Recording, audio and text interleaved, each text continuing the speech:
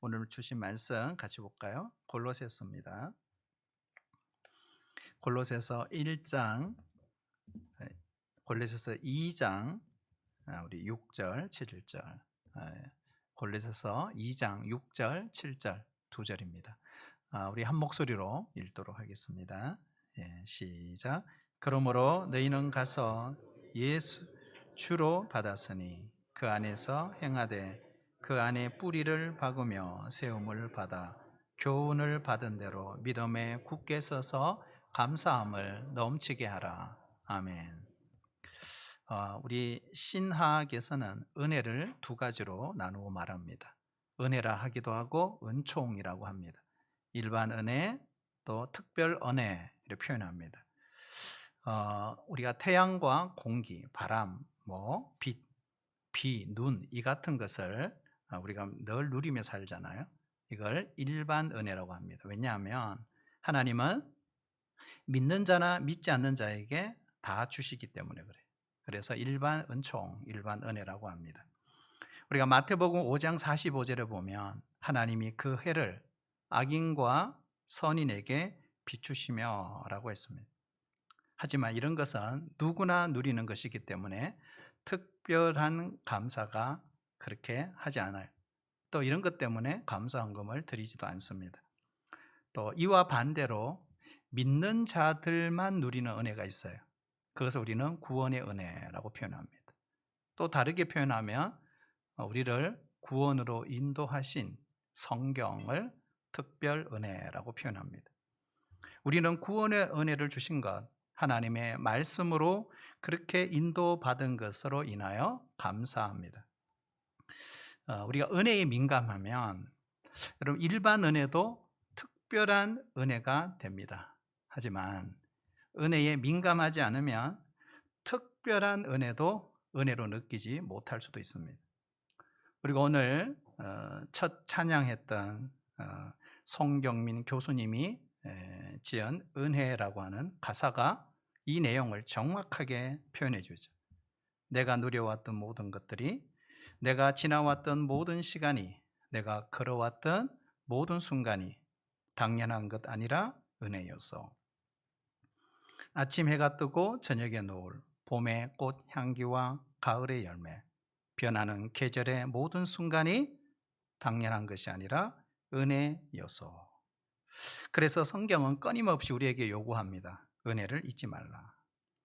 자, 시편 103편 우리 2절 5절 우리가 하나님의 은혜를 생각하면서 한번 읽어봤으면 좋겠어요. 같이 읽어볼까요? 시작. 내 영혼아 여호와를 송축하며 그의 모든 은택을 잊지 말지어다. 그가 내 모든 죄악을 사하시며 내 모든 병을 고치시며 내 생명을 파멸에서 속량하시고 인자와 긍휼로 관을 씌우시며 좋은 것으로 내 소원을 만족하게 하사 내 청춘을 독수리같이 새롭게 하시는도다. 아멘. 여러분 이 말씀의 핵심이 뭘까요? 은혜를 잊지 말고 여호와를 송축하라 이런 뜻이잖아요. 결국 한마디로 말하면 감사하라 하는 것입니다. 우리가 잊지 말고 기억해야 될 은혜의 첫 번째가 뭐죠? 바로 죄사함이죠. 방금 읽었죠? 죄사함. 두 번째가 병 고침이라고 했습니다. 시편 103편 시의 그 표지를 보면 다윗의 시 이렇게 되어 있어요. 사실 다윗의 평생을 보면 얼마나 감사할 제목이 많겠습니까? 사실 다윗은 드라마틱한 인생을 산 사람입니다. 골리앗을 물리치게 하신 그 은혜 감사할 수 있죠. 왕이 되어서 수많은 전쟁을 치르며 나라를 위기에서 여러 번 극적으로 구출을 하게 하신 그 은혜에도 감사할 수 있었습니다. 그러나 다윗은 그런 감사보다 그는 먼저 자신이 죄를 범했을 때 용서해 주신 것이 제일 감사했습니다. 그리고 여러 번 질병의 위기에서 건져주신 은혜가 그 다음에 감사였습니다. 그리고 이렇게 늙었는데도 독수리처럼 청춘을 유지하며 살게 하신 것이 감사했습니다.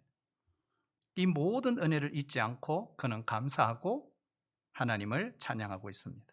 그가 어느 날 성막에 들어가 하나님께 이런 고백을 합니다. 사무엘하 7장 18절 같이 읽어볼까요? 예, 시작. 주 여호와여, 나는 누구요며 내 집은 무엇이기에 나를 여기까지 이르게 하셨나이까. 아멘. 나를 여기까지 이르게 하셨나이까. 에베네셀의 하나님. 그래서 이 모든 것은, 여기까지 오게 하신 것은 전적인 하나님의 은혜입니다. 이런 게 고백을 하는 거예요. 결국 어떤 사람이죠? 성숙한 사람. 결국 성숙한 사람이 감사하는 것입니다. 여러분, 한 인간의 성숙도는 무엇으로 평가할까? 바로 그 사람이 얼마나 감사하는 삶을 살고 있느냐에 따라서 결정이 되는 것입니다.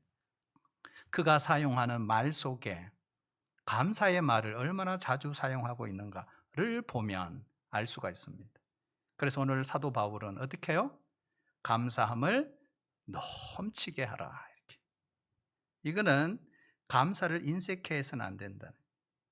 감사를 억지로 해서는 안 된다. 우리의 마음 깊은 곳에서 울려 퍼지는 감사, 충만한 감사, 넘치는 감사를 오늘 바울이 하고 있는 것이죠. 바울은 지금 로마 감옥에서 골로새서를 쓰고 있습니다. 차가운 감옥에서 우리에게 감사를 노래하고 있어요. 우리에게 감사를 가르치고 있습니다. 골로새서를 우리가 읽다 보면 계속 반복되고 강조하는 한 단어가 있어요. 감사라는 단어입니다. 감사를 계속 적고 있어요. 1장 3절에도 보면 기도할 때마다 감사하노라. 2장 12절에도 보면 아버지께 감사하게 하시기를 원하노라. 3장 15절에도 보면 또한 감사하는 자가 되라. 3장 16절에도 감사하는 마음으로 하나님을 찬양하고, 3장 17절에 그를 힘입어 하나님 아버지께 감사하라. 4장 2절에도 보면 감사함으로 깨어 있어라. 자, 여러분, 여기서 결론, 바울의 영혼은 어때요? 감사로 충만하구나. 정말 멋진 사람이에요. 정말 복된 사람이에요. 기도할 때마다 감사하고 감사함으로 깨어 있다니.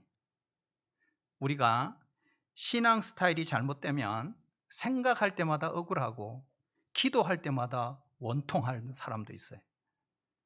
이것은 좋은 신앙의 스타일이 아닙니다. 생각할 때마다 감사하고 감사함으로 깨어있는 게 정말 좋은 신앙인이죠.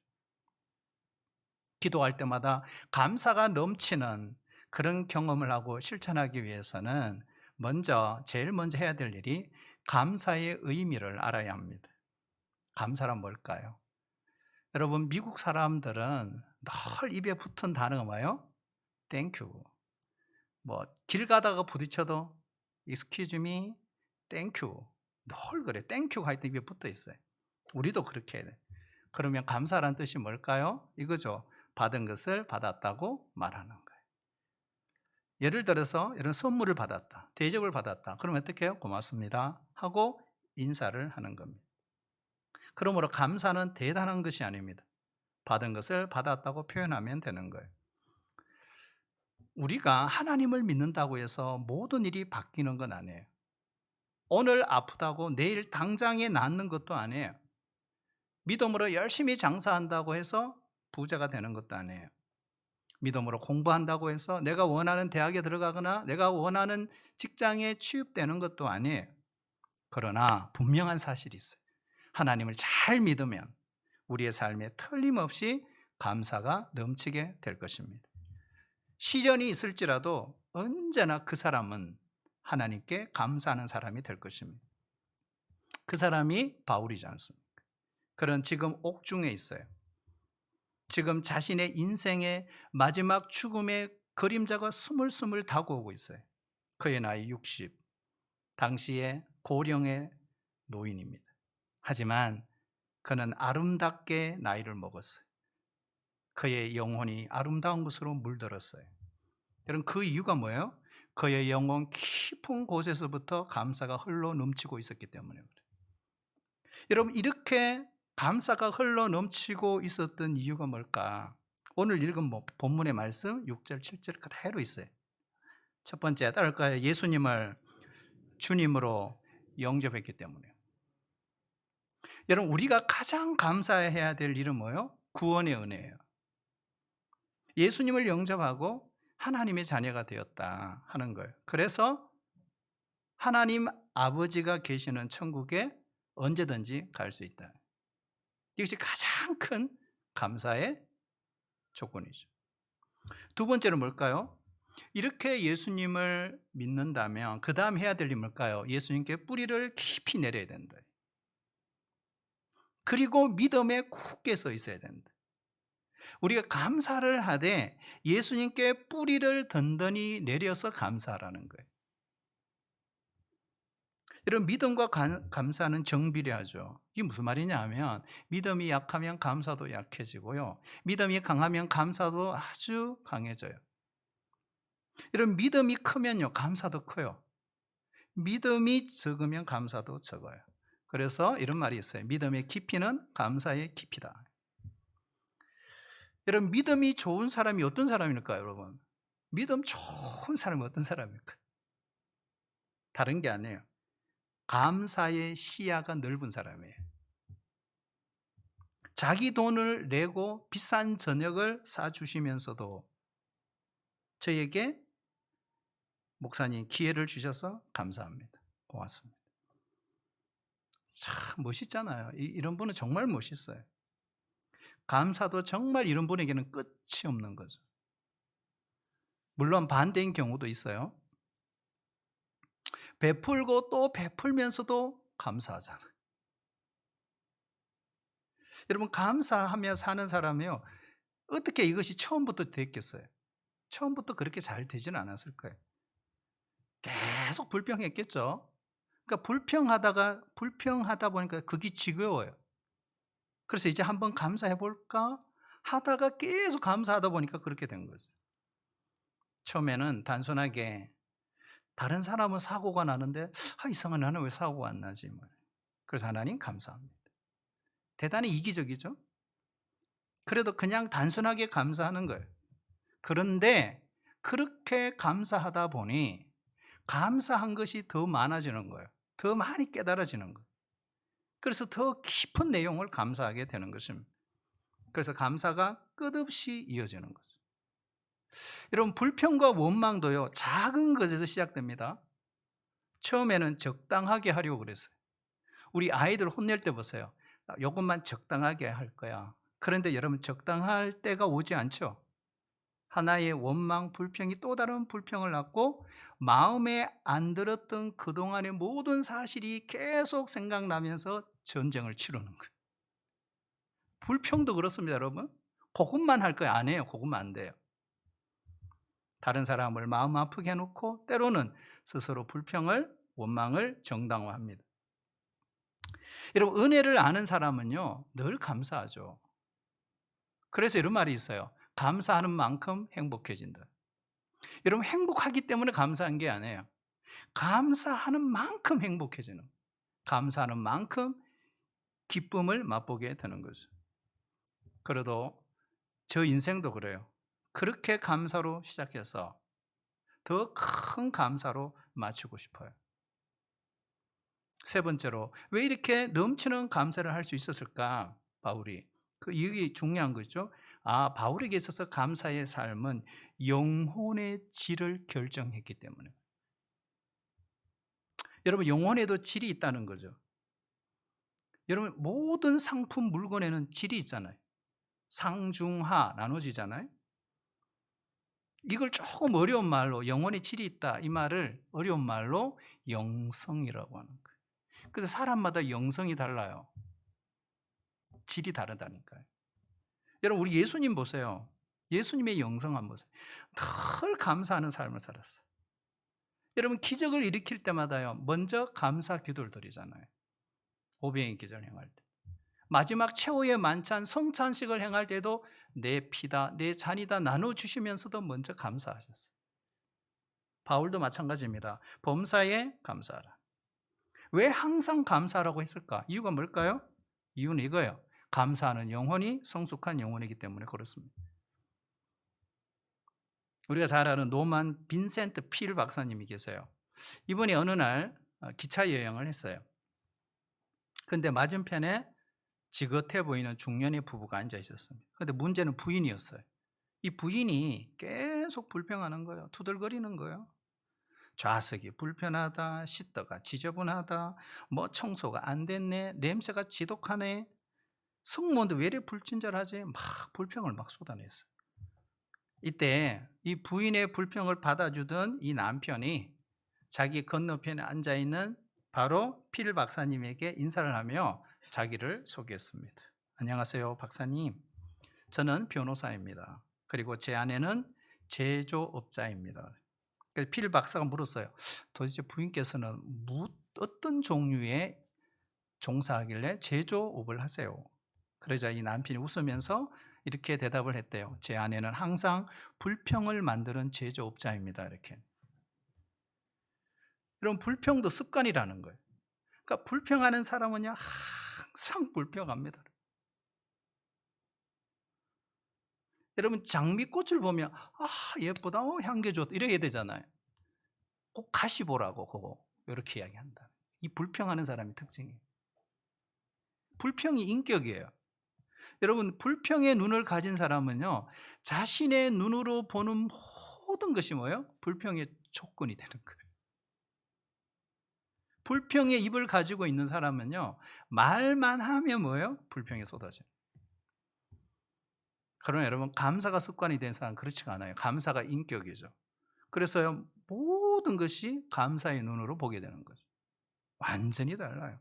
그러니까 보는 것마다 감사의 조건이 되는 거죠.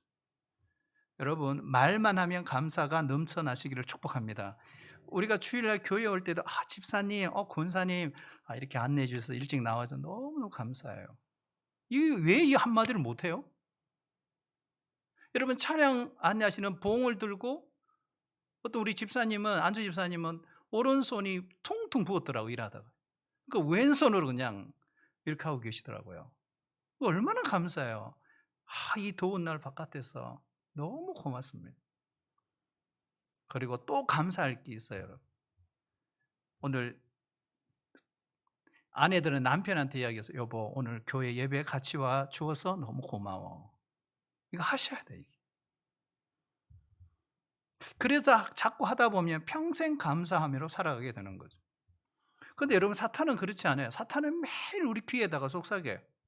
항상 낙심하라, 쉬지 말고 원망하라, 범사에 불평하라. 이것은 너희를 향하신 사탄의 뜻이니라. 이렇게 이야기해요. 결국 감사는 하나님의 뜻이고 불평은 사탄의 뜻이구나. 그러므로 감사하는 사람이요, 행복한 사람이에요. 이런 감사가 없는 사람은 행복이 없어요. 원망하고 불평하면서 어떻게 행복하게 생활을 할 수 있겠어요? 그러나 범사에 감사하는 사람은 늘 행복해요. 건강한 사람이죠. 여러분, 건강은 육체로만 말하기 어려워요. 진짜 건강은 뭐예요? 영혼의 건강이에요. 영혼도 건강한 사람이 있고요, 영혼이 병든 사람이 있어요. 건강의 정의가 뭐예요? 병이 없다는 게 아니에요. 건강은요, 삶의 질적인 문제예요. 내면의 문제예요. 생명의 문제예요. 그래서 성경에서 가장 중요하게 생각하는 건강의 상태를 뭐라고 표현하는가요? 평안이라고 표현하는 거예요. 여러분, 병든 영혼은 감사하지 않아요. 병든 문화는 감사하지 않아요. 병든 세대는 감사하지 않습니다. 바울은 그 당시 경건하지 못한 문화를 이렇게 표현을 했어요. 로마서 1장 21절 제가 읽어드릴게요. 하나님을 알되 하나님을 영화롭게 도 아니하며 감사하지도 아니하고 오히려 그 생각이 허망하여지며 미련한 마음이 어두워졌나니. 여러분, 하나님을 영화롭게 하지 아니하는 사람들의 특징이 딱 찍었어요. 사도 바울이 감사하지 않는다, 생각이 허망하다, 마음이 미련하다, 마음이 어둡다. 건강한 사람은 그렇지 않아요. 감사해요. 여러분, 감사하게 되면 또 건강하죠. 또 건강하게 되면 또 감사하겠죠. 그 사람은 진짜 건강한 거죠. 여러분, 감사한 사람을 우리가 교제하는 사람 가운데 여러분 참 늘 만나고 보고 싶은 분이 있지 않나요? 그 사람은 멀리 떨어져 있어도 또 보고 싶은 사람. 그 어떤 사람은 안 봤으면 좋겠다는 사람 있나요? 저는 교제하고 있는 목사님 중에 참 그분은 진짜 볼 때마다 좋아요. 만날 때마다 기대가 돼요. 그냥 좋아요. 왜요? 그분의 특징이 있어요. 늘 격려해요. 그리고 늘 밝은 면만 이야기합니다. 이번에 만났는데도요. 조 목사님은 정말 감동을 잘한다고. 밑도 끝도 없는 이야기지만 하여튼 그래요. 감동을 잘한다. 이런 같은 눈을 가지고도요. 어두운 면을 보면 불행해지는 거예요. 없는 것, 안 되는 것, 잃어버린 거 자꾸 불행해지는 거예요. 남아있는 거, 내가 할 수 있는 거, 그걸 보는 자가 행복해지는 거죠. 그런 사람이 뭐예요? 겸손한 사람이죠. 여러분, 겸손한 사람은요, 자기를 낮출 줄 알아요. 자족할 줄 알아요. 그러나 교만한 사람은 그렇지가 않아요. 자족을 못해요. 그래서 어떻게 늘 불만이 많아요. 왜 더 잘 안 되었지? 왜 더 많이 인정받지 못했지? 왜 더 많이 대접받지 못했지? 이런 생각을 늘 하는 거죠. 왜 나를 몰라줘? 하나님도 몰라주시고, 아니 사람도 몰라주시고, 아니 목사님도 몰라주시네? 그런 마음을 먹기 때문에 불평이 자꾸 많아요. 여러분, 하지만 겸손한 사람은 그렇지 않아요. 겸손한 사람은 소박해요. 소소해요. 참 좋은 마음이에요. 착한 마음. 여러분, 잘 되고도 그 소박한 마음을 계속 유지해요. 초심을 잃지 않아요. 여러분, 대부분의 사람들은 처음에는 겸손하기 시작하잖아요. 여러분, 사울 왕이 그랬죠. 왕이 되었을 때 처음에 얼마나 겸손했어요. 그냥 숨잖아요. 뭐 내가 할 수 있냐고. 근데 어떻게 해요? 딱 되고 난 뒤에 달라지잖아요. 사람이 확 달라지잖아요. 초심을 잃어버린 거예요. 교만해졌어요. 말씀에 불순종하는 거예요. 왕관을 하나님이 빼앗아 버렸어요. 여러분, 겸손한 사람은 모든 것을 하나님의 은혜로, 그게 다윗의 영성이잖아요. 내가 소유한 모든 것, 자신이 이룬 모든 것은 하나님으로부터 왔다는 사실을 인정한다. 바울이 그런 사람이잖아요. 바울이 그래서 이렇게 말하잖아요. 내가 나 된 것은 오직 하나님의 은혜로 된 것이니 내가 모든 사도보다 더 많이 수고하였으나 내가 한 것이 아니다. 오직 나와 함께 하신 하나님의 은혜로다. 여러분, 믿음의 눈을 가진 사람이죠. 여러분, 우리 모두 이런 믿음의 눈을 가질 수 있기를 축복합니다. 여러분, 믿음은 뭐예요? 보는 거예요. 뭘 보는 거예요? 하나님의 눈으로 보는 거예요. 남이 볼 수 없는 것을 보는 게 믿음이잖아요. 예수님은 작은 것을 통해서 놀라운 일을 이루셨어요. 보리떡 5개와 물고기 2마리로 남자만 5,000명을 먹이셨어요. 예수님의 눈으로 보면요, 아무리 적은 것도 감사의 조건이에요. 모든 것이 감사할 것뿐이에요. 그래서 믿음의 사람은 범사에 감사하는 거예요. 왜냐? 모든 것을 합력하여 선을 이루시는 하나님의 섭리를 알고 믿고 있기 때문에. 그러므로 여러분, 지금 내 현실이 힘들다고 어렵다고 그것으로 모든 것을 판단하지 말아야 한다. 여러분, 좋은 일을 만나면 감사하죠. 어려운 일을 만나도 감사하는 거예요. 왜요? 하나님은 어려운 일을 통해서도 좋은 일을 섭리하시는 하나님이시기 때문에. 배 한 척이 파선이 됐어요. 한 명이 딱 살아남았습니다. 그런데 무인도에 도착했습니다. 이 사람도 살아남기 위해서 몸부림을 쳐요. 한 달 동안 열심히 나무를 모으고 나뭇가지를 모아서 오두막집을 딱 만들었어요. 근데 음식을 구하러 깊은 산속에 들어갔다가 왔는데 보니까 오두막에 불이 확 탄 거예요. 고독한 섬에 무인도의 유일한 안식처, 집에 불이 탔어요. 얼마나 좌절이 됐을까요? 그날 밤 나무 잎사귀를 모아 임시 잠자리를 만들었습니다. 잠을 청했어요. 잠이 제대로 왔을까요? 그래도 그 고통스러운 그 밤을 지냈는데 새벽쯤 되었을 때 갑자기 인기척 소리가 들린 거예요. 그래서 잠에서 깨어났어요. 눈을 떠보니까 놀랍게도 배 한 척이 해안가에 있는 거예요. 그래서 사람들이 배에서 내리기 시작해요. 영원히 무인도에서 홀로 살 줄 알았는데, 그래서 환희의 기쁨의 탄식 소리를 질렀습니다. 어떻게 이렇게 됐냐고 이유를 들어보니까 이런 거예요. 섬 앞으로 지나가는데 바로 이 불탄 집이 보이더라는 거예요. 그래서 이런 생각을 했대요. 누군가 구조 요청을 하는구나. 여러분, 소중한 집이 불타는 그 순간에는 불행한 사건이었지만 이 불행한 사건 뒤에 정말 극적인 하나님의 섭리가 있다는 예화입니다. 어려운 일을 만나더라도 쉽게 부정적으로 해석하지 말라는 것입니다. 여러분, 믿음의 눈을 가지고 오히려 감사할 수 있기를 축복합니다. 모든 것이 합력하여 선을 이루시는 하나님의 섭리를 믿고 감사해야 합니다. 그래서 여러분, 감사는 환경에서 오는 것이 아니구나 하는 걸 알 수 있습니다. 감사는 생활의 조건에서 오는 게 아니에요. 감사는 깨달음에서 오는 거예요. 감사한다고 지금 당장 환경이 바뀌는 것도 아니에요. 그러나 감사할 때 우리 자신이 바뀌는 거예요. 마음이 풍요로워지는 거예요. 내가 보는 관점이 어떻게 해요? 달라지는 거예요. 바울이 그랬잖아요. 차가운 옥중에서 뭐 하고 있는 거예요? 감사하고 있는 거예요. 그것도 넘치도록. 감사의 편지를 쓰고 있어요. 여러분, 그렇게 할 수 있었던 이유가 뭘까요? 깊은 깨달음이 있었기 때문에. 여러분, 깨달음의 눈이 열립니다. 눈이 열리면요, 보게 돼요. 뭘 보게 돼요? 자기가 가진 걸 보게 되죠. 우리에게 필요한 모든 것이 이미 우리 안에 있다는 걸 알게 되는 거예요. 그것을 깨닫고 감사하는 거예요. 우리 예화 하나 하고 마치도록 할게요. 우리 송명희 시인 만나보신 분도 있을 텐데요. 우리 내성마비 장애인입니다. 잘 걷지 못해요. 말도 제대로 못합니다. 말을 해도요, 무슨 말인지 못 알아듣습니다. 말 한마디 하기 위해서 온몸을 비틀어요. 7살까지 누워 있었어요. 10살 때 겨우 숟가락을 들었을 뿐입니다. 혼자 밥을 못 먹어요. 아버지는 폐결핵에 걸리고 집은 너무너무 가난했어요. 그러나 소망이 있었어요. 믿는 가정이었습니다.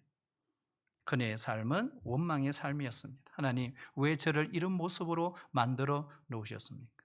자신의 운명을 저주했어요. 자살을 몇 번 기도합니다. 그런데 어느 하나님 만났어요. 그때부터 삶이 변했어요. 인생이 변했어요. 생각이 변했어요. 깨달음이 오기 시작한 거예요. 깨달음 중에 최고의 깨달음이 뭐냐? 자신이 얼마나 부유한 사람인지를 발견하게 됩니다. 남이 갖지 못한 것을 얼마나 많이 가졌는가를 알게 되는 거예요. 그리고 나서 쓴 시가 있죠. 나라는 시입니다. 나 가진 재물 없으나, 나 남이 가진 지식 없으나, 나 남에게 있는 건강 있지 않으나, 그 다음에 반전이에요. 나 남이 없는 것 있으니, 나 남이 못 본 것을 보았고, 나 남이 듣지 못한 음성 들었고, 나 남이 보지 못한 사랑, 받지 못한 사랑 받았고, 나 남이 모르는 거 깨달았네. 그러면서 하는 말이 뭐예요? 하나님은 공평하시다. 공평하신 하나님이, 나 남이 가진 것 없지만 공평하신 하나님이 나 남이 없는 것 같게 하셨네. 그죠? 이게 바로 뭐예요? 비포와 애프터입니다. 예수님 만나기 전에는 없는 것 때문에 불평했습니다. 원망했습니다. 그러나 예수님을 만난 후에는 가진 것에 감사합니다. 있는 모습 그대로 받아들인 거예요. 그리고 감사한 거예요. 근데 더 놀라운 사실이 있어요. 송명희 씨는 자신이 감사하고 기뻐한 것으로 끝나지 않았어요.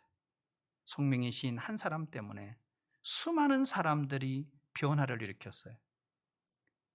이 송명희 시인의 시가 노래가 되고 수많은 사람들에게 위로를 주었어요. 많은 사람들이 예수님께 돌아오기도 합니다. 여러분, 오늘 맥주 감사주일 지나면서 우리가 후반기 이렇게 시작했으면 좋겠습니다. 여러분 늘 감사하며 사시기를 축복합니다. 감사는요, 마음의 습관입니다. 마음의 습관이다 보니까 마음을 훈련해야 되는 거예요. 연습하지 않으면 감사가 안 됩니다. 그래서 감사하는 습관이에요. 여러분, 원망도 습관이에요. 감사의 말로 하루를 시작해야 됩니다. 누굴 만나든지 무슨 일을 하든지 여러분 꼭 좋은 점을 보시기를 축복합니다. 상대방의 밝은 면을 보세요. 여러분 격려의 달인이 되세요. 여러분의 영혼의 질을 높이세요. 감사를 넘치게 하세요. 그래서 예수님이 원하시는 작은 예수님을 닮아가 세상을 변화시키는 우리 동부 공동체가 되시기를 주의 이름으로 축복합니다.